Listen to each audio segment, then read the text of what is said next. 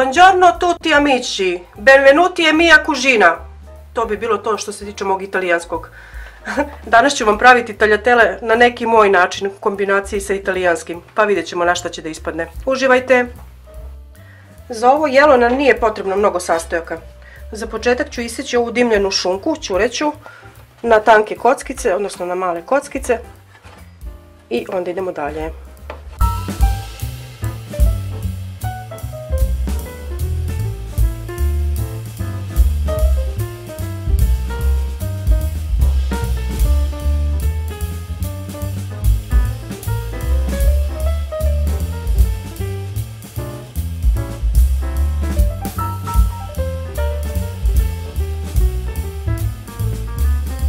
Sad ću nju da odložim na stranu i stavit ćemo pekač u kojoj ćemo spremati tagliatelle. Dno pekača ću prekriti kečapom. Zanemarite ove zvuke. Nisam pripremila pa sad.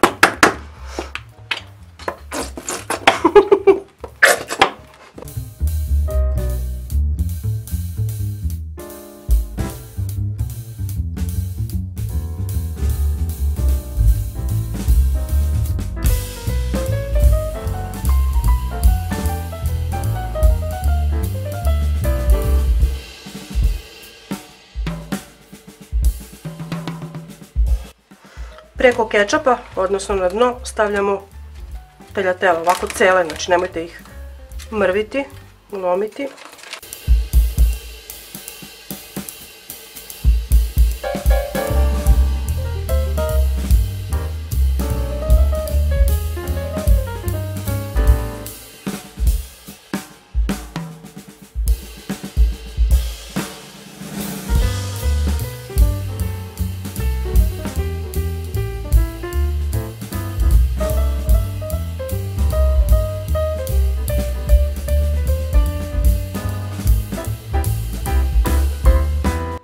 U tagliatelle ćemo probati da uguramo koliko možemo šunku, da to bude unutra, da dođe do dna koliko je moguće.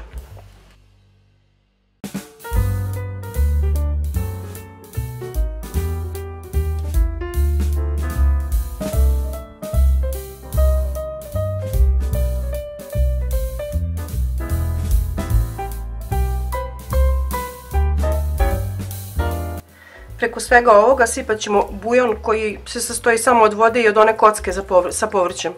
Znači nije ni pileća, ni juneća, nego je povrtna kocka. Vi stavite koju imate i koju volite.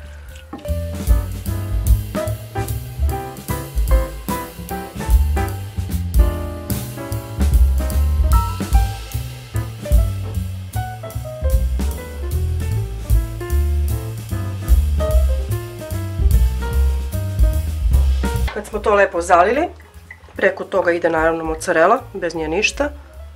Ne morate nešto mnogo.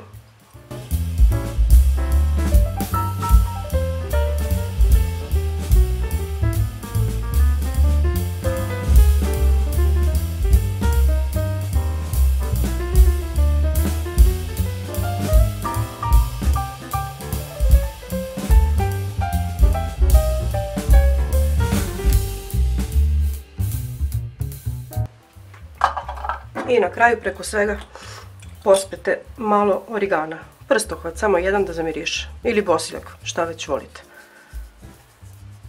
To ćemo staviti u rernu, na 200 stepeni, pa ja mislim jedno pola sata do 40 minuta. To bi bilo to.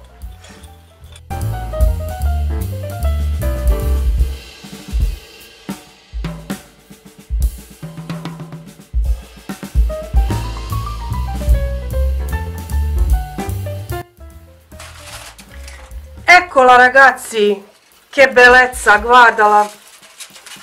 Što dalje, nemam pojma. Nema veze. Nadam se da ste uživali, da vam se dopao recept kao što smo i mi uživali i kao što smo se malo i šalili. Malo šprcamo, a sad idemo da mrnđamo. Prijatno vam bilo, buon appetito. Uživajte.